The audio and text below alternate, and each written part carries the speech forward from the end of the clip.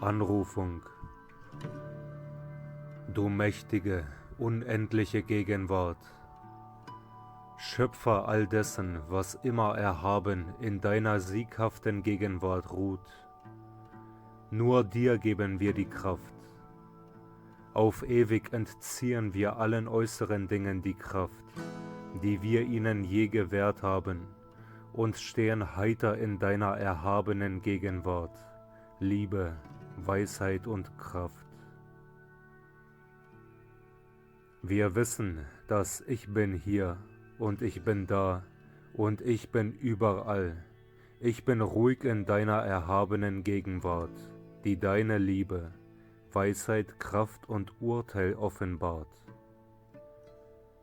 Ich habe deine Vorschau und sehe weit über die menschlichen Möglichkeiten hinaus. Ich gebe dir Preis und Dank, dass ich jetzt und immer da nur deine mächtige, sieghafte Gegenwart erkenne und aufnehme, in allen Dingen, in meinem Leben, in meiner Welt, in meinem Gemüte und in meinem Leib. Ich preise dich, dass ich um jede Form deinen magischen Kreis gelegt habe, unüberwindlich, undurchdringlich für alles, das nicht dir gleich ist. Ich wache über mein Leben, meinem Verstande, meiner Welt und meinen Angelegenheiten, dass nichts dort sich offenbaren könnte als nur du. Wir danken dir.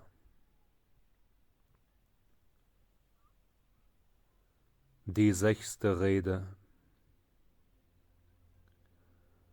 Erinnert euren Verstand, euer äußeres Bewusstsein immer daran.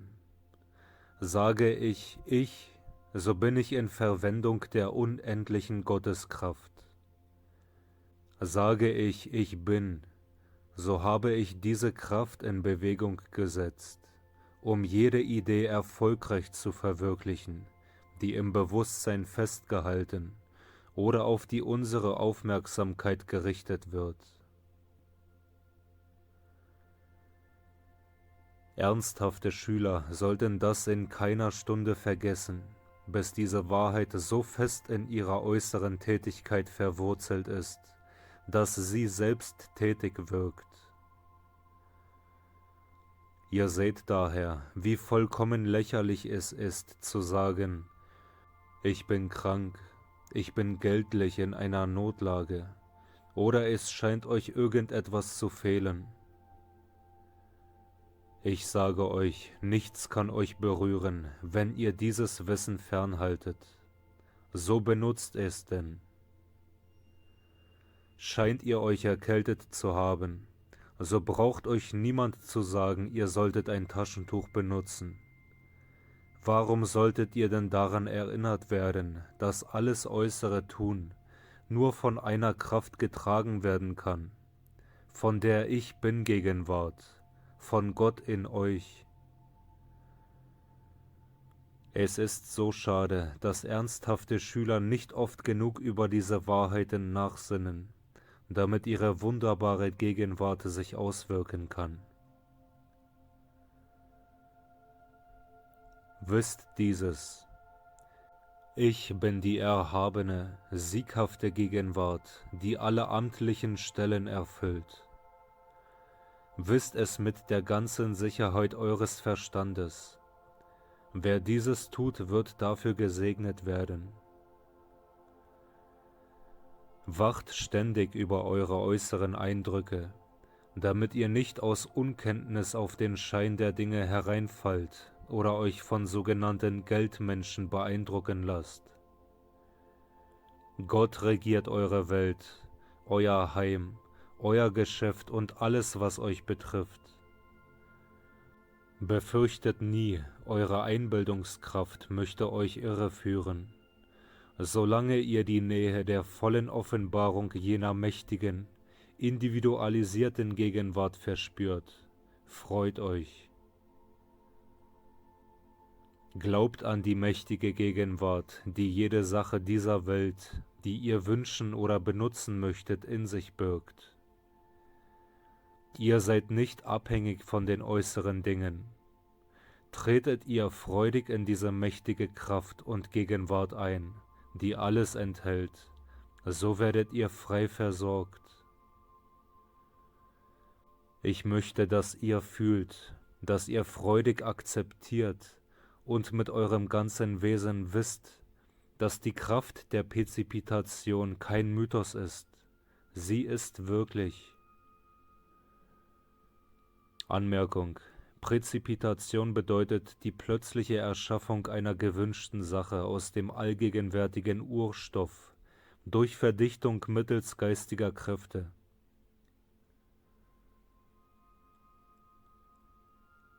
Wer tief genug in dieses Empfinden eindringt, kann alles unvermittelt erzeugen, was er sich wünscht. Man hat Kinder bestraft, weil sie engelhafte Wesen gesehen und eine innere Schau offenbart haben. Die Eltern sind es, die bestraft werden sollten, weil sie es wagen, störend in die gottgegebene Freiheit eines solchen Kindes einzugreifen. Lebten die Erwachsenen sehr in bewusster Schau und Anerkennung dieser mächtigen und großen Gegenwart, deren Dasein die meisten Menschen bezweifeln, so würden sie diese und ihre erhebende, stützende Intelligenz spüren. Meine Geliebten, solltet ihr plötzlich Mut und Kraft haben, so sagt: Ich bin da und woge heran und bringe das Gewünschte. Braucht ihr Harmonie im Gemüt oder Körper?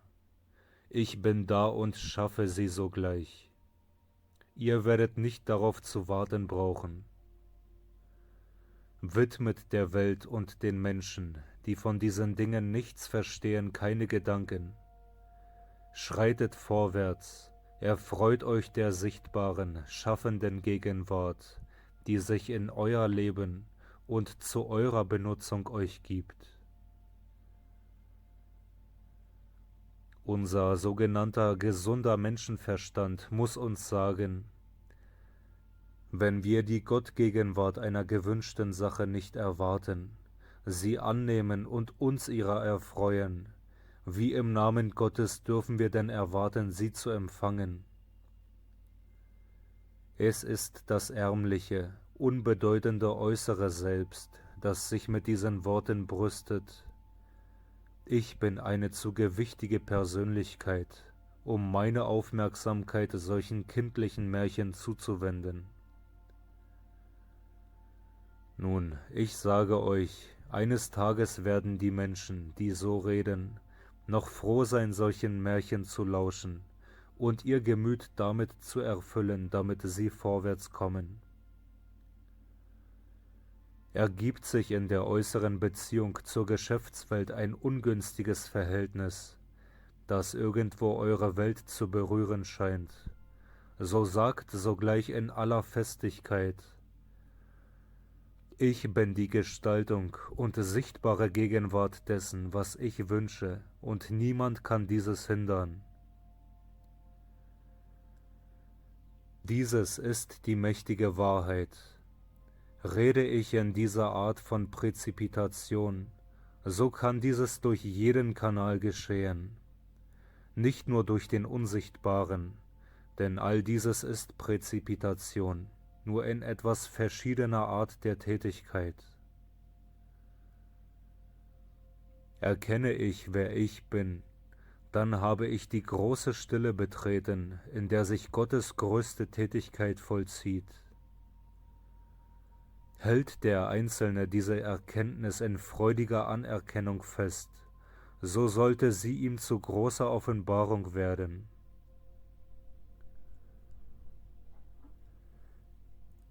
In eurer äußeren Erfahrung entfaltet jede praktische Betätigung eure Leistungskraft immer mehr, das wisst ihr. Stimmt dieses für das äußere Tun, so muss es für die innere Tätigkeit noch viel wichtiger sein. Je mehr ihr sie einsetzt, desto größer wird die Kraft, die durch sie wirkt. Wisset, dass ihr mit den inneren geistigen Dingen alles viel rascher und größer vollbringen könnt, als mit den äußeren Dingen. Denn mit dem Geiste betätigt sich die Kraft unmittelbar. Handelt, ich bin, so gibt es kein Warten. Die Tatsache, dass wir glauben, wir könnten die Muskeln durch Gebrauch entwickeln, sollte uns erkennen lassen, dass die gleiche Anstrengung, wenn zur Übung und Erkenntnis der inneren Kraft verwendet, natürlicherweise viel größere Ergebnisse bringen müsste. Mancher Mensch nimmt zum Beispiel an, er müsse gewisse körperliche Übungen machen, um seine Muskeln kräftigen zu können. Ich habe sehr oft meine Schüler befähigt, in einem wohlgebauten, schönen Körper starke Muskeln zu erzeugen, ohne eine einzige Übung. Das Gleiche ist es mit dem Üben eurer inneren Fähigkeiten zum Hervorbringen der inneren Kraft. Bei aller Entwicklung des Inneren wie des Äußeren liegt der erste Teil der Übung im Denken. Hier müssen wir wissen, dass nur eine Kraft zur Verfügung steht, die der Ich Bin-Gott-Gegenwart in euch. Daher liegt die Übung eurer inneren Fähigkeiten notwendigerweise im Denken, im sogenannten mentalen Bereich. Doch ich sage euch, es ist Gott in Tätigkeit, weil ihr keinen Gedanken habt, ohne dass die Intelligenz und Energie Gottes es tut. Daher ist eure Gedankenarbeit die schaffende Kraft Gottes. Ihr seht nun, wie leicht und durchaus möglich es ist, einen kräftigen Leib zu bilden, ohne auch nur die Hand zu körperlicher Übung zu heben. Die meisten Wissenschaftler, Ärzte und Sportleute werden das bestreiten, doch ich versichere euch, dieses geschieht nur, weil sie das Wesen der wirkenden Kraft nicht tief genug erfassen. Kann doch keinerlei Tun irgendwo sich vollziehen, es sei denn durch Verwendung dieser inneren Energie. Handelt es sich um Erkennung dieser großen Fähigkeiten, die allen Einzelnen jederzeit zur freien Verwendung zur Verfügung stehen, so erlauben diese Zweifel und Befürchtungen, auf sie einzudringen und sie zu überwältigen. Doch beachtet wohl, diese inneren Fähigkeiten werden durch äußere nur überdeckt, wie ein Kork im Wasser, in das er gedrückt wird. Sobald dieser freigelassen wird, schnellt er wieder zur Oberfläche empor und steht dort zur Verfügung.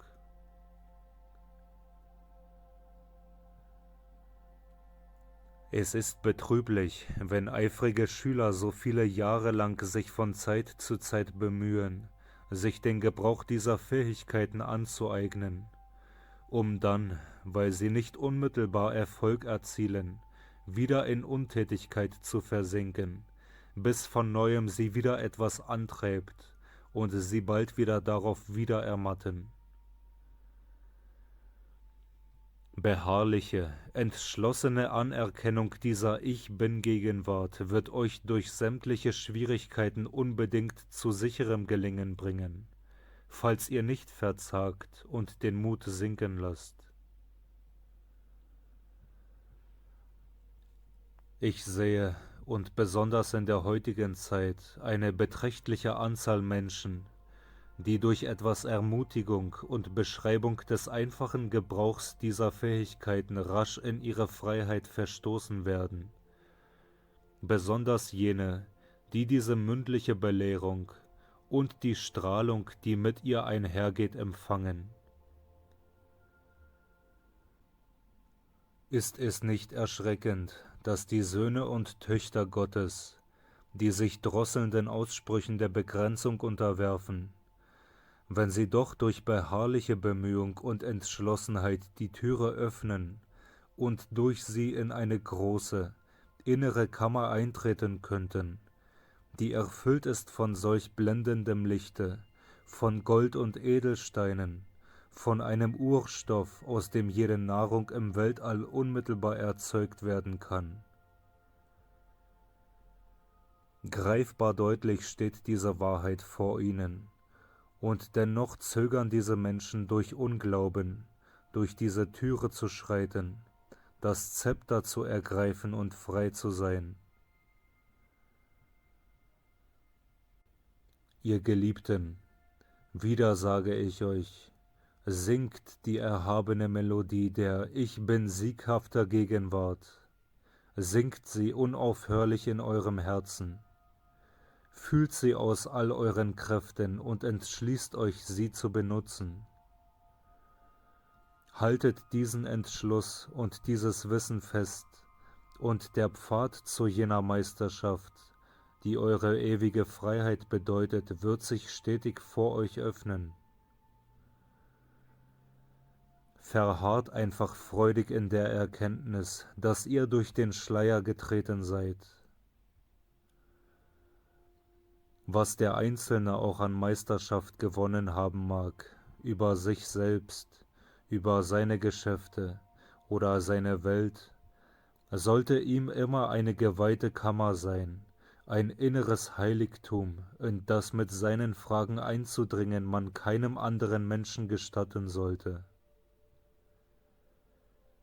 Keiner wird jemals Meisterschaft erlangen durch den Wunsch des äußeren Selbst. Die Meisterschaft ist in einem anderen Wesen zu finden. Das Gesetz des anderen Wesens zu suchen, zu finden und anzuwenden, ist des Schülers sicherer Pfad zur Meisterschaft. Und erst wenn der Einzelne sich selber erreicht hat, wird er wirklich verstehen, was wahre Meisterschaft ist.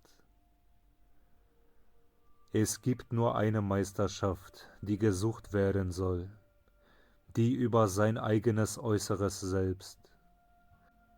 Es kann einer jahrelang neben einem Meister leben und es doch nicht bemerken, bis seine eigenen inneren Fähigkeiten ihm die Tatsache offenbaren. Er kann jahrelang mit einem Meister die Wohnung teilen und es nicht wissen, bis eine Krise erwächst, die gemeistert werden muss und die auf einmal wirkliche Kraft sichtbar werden lässt. Würde ein Meister die Erreichung seiner eigenen Meisterschaft anderen enthüllen oder mit ihnen besprechen, so würde er seine eigenen Kräfte zerstreuen. Dieses darf niemals geschehen. Hat ein Schüler das Glück, eine herrliche Erfahrung zu machen, und spricht er darüber mit anderen, so ergießt sich viel Zweifel über ihn, und bald beginnt er daran selbst zu zweifeln. Es ist wirklich sonderbar, wie überzeugend die Behauptung eines anderen zu wirken vermag. Hört ein Schüler darauf, warum ist er denn nicht wenigstens so gerecht gegen sein eigenes Gott selbst, auch auf seine Kraft zu hören, auf das Gute, das durch die innere Erfahrung Ausdruck gefunden hat.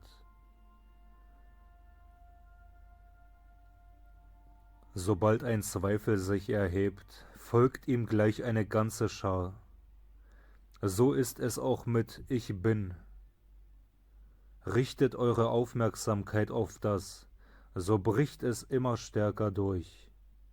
Die Energie strömt dorthin, wo eure bewusste Aufmerksamkeit weilt. Ihr Geliebten, wenn ihr möchtet, dass sich euch etwas offenbart, dass euch etwas begeistere, seht ihr denn nicht, dass ich bin? Im Augenblicke, da ihr sagt, ich bin, setzt ihr diese Kraft in Bewegung, die all diesen Fähigkeiten innewohnt. Sie verfügt über allen Stoff und muss die Form bilden, auf die sich die Aufmerksamkeit des Verständnisses festgerichtet hält.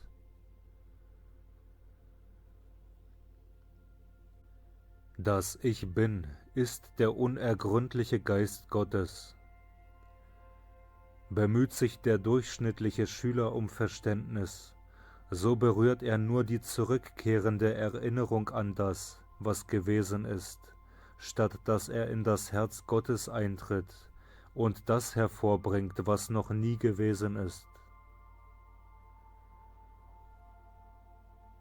Viele Menschen und Schüler vermögen oft nicht zu erkennen, dass es viele Kulturen hohen Vollbringens gegeben hat, die der heutigen, äußeren Welt gänzlich unbekannt sind. Atlantis und Lemuria oder das Land Mu, deren früheres Dasein heute von einigen wenigen Menschen anerkannt wird, sind nur Bruchstücke der früheren großen Kulturen.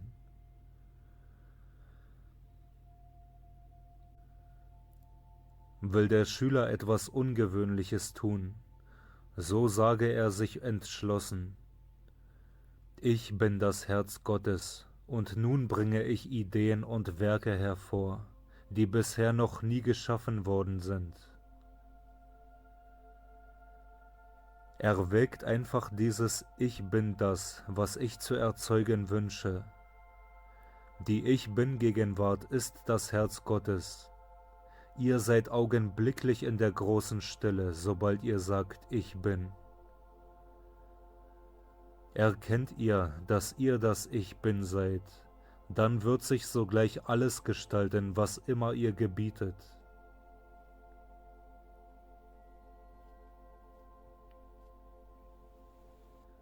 Glauben heißt, Vertrauen zu haben, es sei wahr. Glaube und Vertrauen greifen ineinander. Am Anfang ist eine Sache ein Glaube. Wird er festgehalten, so wird er zur Überzeugung. Glaubt ihr nicht, eine Sache sei wahr, so könnt ihr sie nicht verwirklichen, zur Gestaltung bringen. Glaubt ihr nicht, ich bin eine Sache, wie kann sie dann für euch handeln? Der alte Spruch, nichts ist an sich gut oder böse, unser Denken macht es so, ist unbedingte Wahrheit. Wisst ihr, dass die Kraft Gottes in das Einzelwesen strömt, unbedingt rein und vollkommen, dann müsst ihr euch vergegenwärtigen, dass es der Einzelmensch ist, der dieser Kraft Werte und seine eigene Unvollkommenheit auferlegt. Diese reine Gotteskraft wird durch die bewusste Anstrengung des Einzelnen in Bewegung gesetzt, und er muss ihr irgendeine Eigenschaft aufprägen, denn das ist sein Vorrecht als Schöpfer. Jeder auferlegt dieser Kraft, die stetig verströmt, seine Werte. Jeder prägt ihr ständig seine Färbung auf, durch sein eigenes Bewusstsein. Jede Tätigkeit nach außen, die bewertet, trägt die innewohnende Fähigkeit des Klanges und der Farbe mit sich. Es gibt keinerlei Tätigkeit ohne Klang und Farbe. Gottes Vollkommenheit trägt natürlicherweise keinerlei Färbung in sich. Eine solche erfolgt erst durch die Gestaltung nach außen, die jeder Sache eine Eigenschaft gibt. Jeder Schüler muss die Verantwortung für sein eigenes Tun, das sich aus der ausgeschickten Kraft aufprägt, tragen. Der Verstand kann auf nichts einwirken, das nicht Intelligenz in sich trägt. Gestattet euch selber nicht, im menschlichen Sinne für euer Tun einen Ablauf der Zeit zu erwägen, sondern packt eine Sache freudig an und schafft, bis sie sich gestaltet hat. Seid wie eine Stichflamme, Steht unerschütterlich zur Gottgegenwart als dem Vollbringer der Sache, so werdet ihr in die Fülle und Vollkommenheit eines jeden Dinges, das stets für euch bereit ist, eintreten. Alles dauernde Vollbringen erwächst nur aus der selbstbewussten Anstrengung des Einzelnen.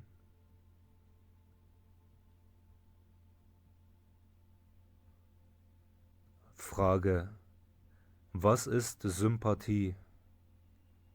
Antwort: Sie ist nur eine Übereinstimmung mit Unvollkommenheit. Was immer ihr auch tun mögt, seid unerbitterlich auf der Hut vor menschlicher Sympathie. Wachet darüber, dass ihr euch nicht in Treibsand hinunterziehen lasst, wenn euch doch Schwingungen zur Verfügung stehen, die euch über seine Zerstörung hinauftragen können. Richtet nicht, sondern tretet immer wieder freudig in die Ich-Bin-Gegenwart, und alles wird sich vollkommen gestalten. Gegen jeden Zustand der Unvollkommenheit, besonders hohes Alter benutzt das Wort: Ich bin die Vollkommenheit eines Menschen. Was auch die Außenwelt sehen mag, lasst euch dadurch nicht rühren, denn euer ist die Vollkommenheit, und ihr selber müsst sie erringen. Seid ihr nicht wachsam, so könnt ihr im unbedachten Augenblick einem Ausdruck Raum gewähren, der euch jahrelang verfolgt und belastet, wenn ihr ihn nicht auslöscht. Benutzt ihr bewusst das große Gesetz, so wisset, dass die tätige Kraft des Gedanken Gottes ihre Richtung kennt, vorstößt und Vollkommenheit bewirkt. Beauftragt bewusst die Ich-Bin-Intelligenz, alles zu benutzen, was nötig ist. Sagt: Ich bin Intelligenz, und präge die erforderlichen Worte.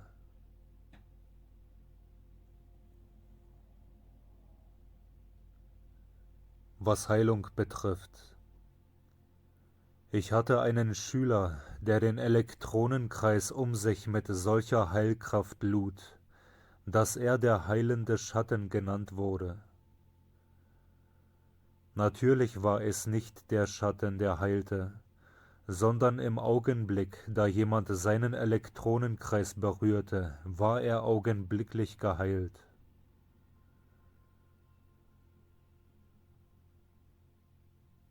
Frage: Verstehen wir, Gott sei Liebe, warum hat er sich dann individualisiert?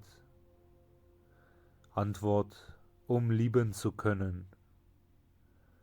Frage: Warum wurden die Strahlen geteilt? Antwort: Um Liebe ausdrücken zu können. Liebe ist das tätige Prinzip Gottes. Wenn ihr liebt, so umfangt ihr das, was ihr liebt, mit jenem Gewande Gottes, der strahlenden Gegenwart und Tätigkeit.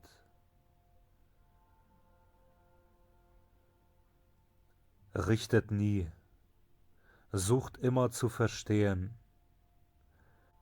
Wenn euch scheint, es liege eine unrichtige sexuelle Tätigkeit vor, und hebt das Bewusstsein jenes Menschen, indem ihr seine Aufmerksamkeit auf irgendein höheres Ideal lenkt, damit das Denken beherrscht werde und das Sexualgeschehen der bewussten Führung des Einzelnen unterstellt werde, durch den Einsatz seines eigenen Willens.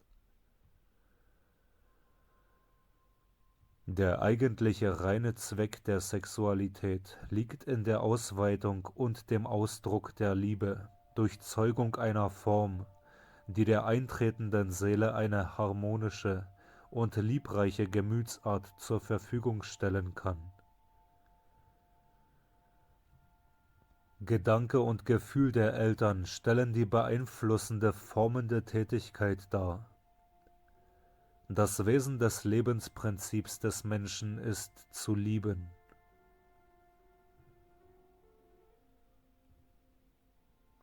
Segensspruch. Unendliche Gottheit der Liebe, wir danken dir für deinen heutigen Segensstrom, für deine mächtige Strahlung, die überall alle Dinge erfüllt. Preis und Dank dir, dass wir in deine Welt haben eintreten dürfen, wo alles hell ist, wo deine Strahlung schöpferisch in jedem Gedanken alle Dinge, die wir denken, zu ihrer Vollkommenheit bringt.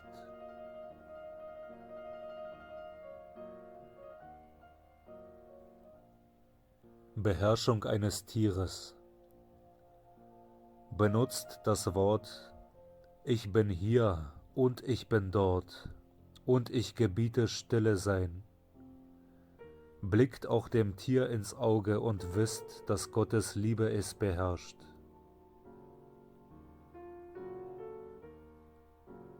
Der Unterschied zwischen göttlichem Mitgefühl und menschlicher Sympathie ist so groß wie zwischen Licht und Dunkel. Göttliches Mitgefühl hält die Aufmerksamkeit des Schülers in der mächtigen Ich-Bin-Gegenwart verankert und bietet sie auf, Vollkommenheit zu erzeugen. Menschliche Sympathie ist ein Vorbrechen der Kraft, die mit einem Gefühl der Unvollkommenheit belastet ist und die bereits bestehende Unvollkommenheit noch verstärkt.